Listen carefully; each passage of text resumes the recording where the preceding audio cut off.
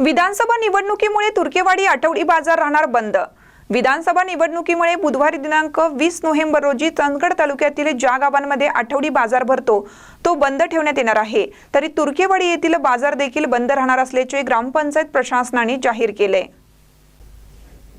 विधानसभा निवडणूक प्रक्रिया शांततेत आणि सुव्यवस्थित पार पाडण्याच्या दृष्टीने मतदान दिवशी बुधवारी 20 नोव्हेंबर तसेच मतमोजणी शनिवारी दिनांक 23 नोव्हेंबर दरम्यान जिल्ह्यातील भरवले जाणारे आठवडी बाजार रद्द करून पुढे ढकलण्याचे आदेश राज्याच्या पणन संचालकांच्या वतीने करण्यात आले आहेत।